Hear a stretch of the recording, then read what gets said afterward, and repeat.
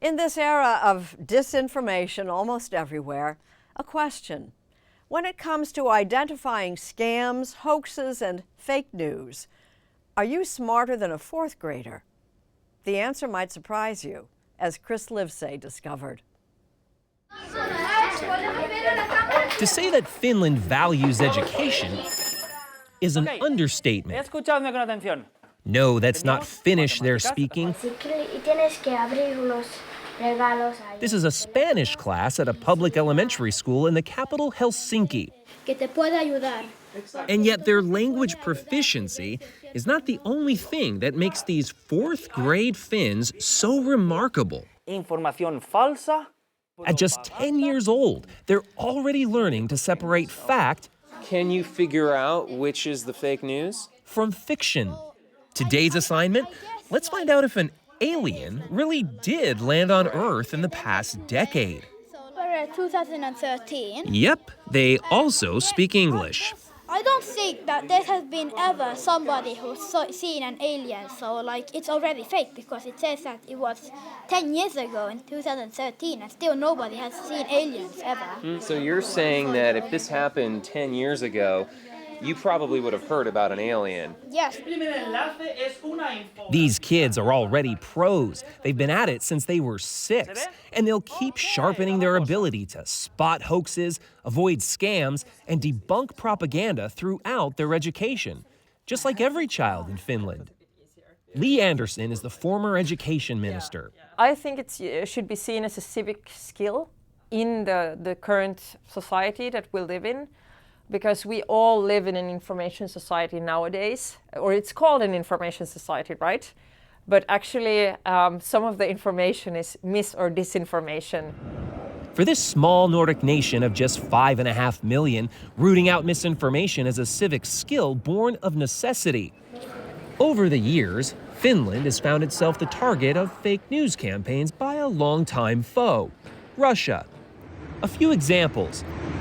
Pro-Russian trolls circulating videos and making debunked claims of Finnish tanks mobilizing at the Russian border. In reality, they were heading to a training exercise in the opposite direction. The same Russian media has been stoking anti-migrant sentiment in Finland.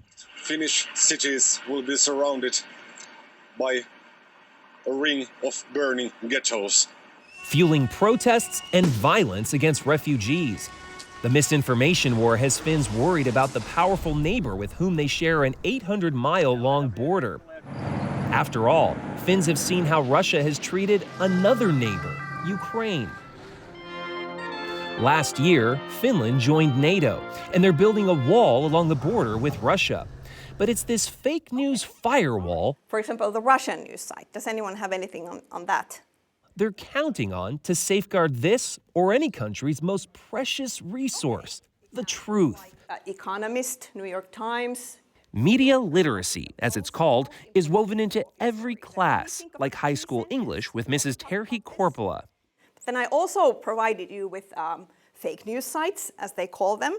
Here, they learn to spot the red flags. This article says that Facebook's AI chat backs up the claim that 2020 president election was rigged, and instead of the current president Joe Biden, the real winner was actually Donald Trump. Then back up their reasoning. I'm very critical about this article and the whole site. The Gateway Pundit is far-right site, and it's known for being biased and publishing fake news. Zamzam Muhammad grew up going to American schools abroad. Were you taught to identify fake news? Not really. It was only here when I started to get that, I used to have questions, but every time I would ask them, the teacher or anybody else would be like, no, this is the way it is. It's written here. But only here, now that I've come here, I'm able to question things a lot easier. So critical thinking Yes. is a real priority here. It's a huge priority here. One that gives English teacher Terhi Korpela hope for the future. I have to say, I was very impressed. Good to hear, yeah. I wish more adults were capable of doing what these kids are doing. Yeah, I wish the exact same thing. I sometimes at home, I have discussions with my husband, and they are not as sort of civilized as the youngsters.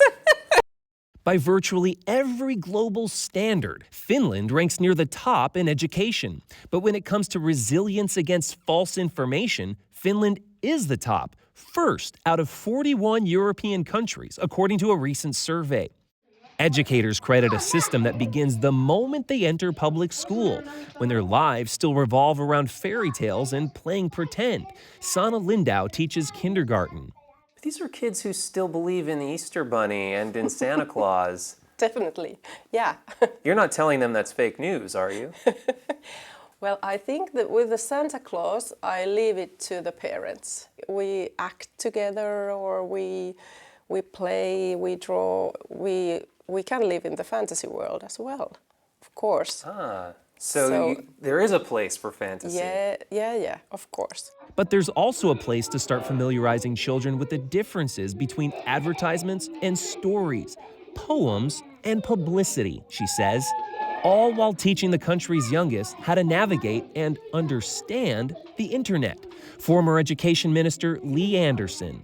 You start from preschool. I think, as I said, it's more about familiarizing children also with what the digital world is, to make sure that all children have a sufficient set of digital skills.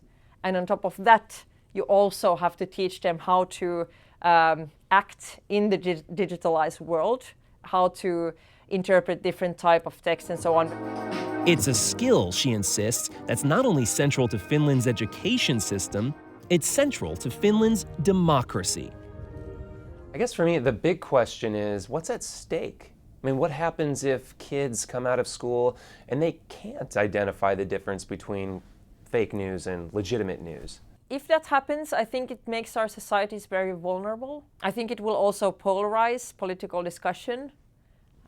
There is a saying in Finnish, you have the right to your own opinion, but you do not have the right to your own facts.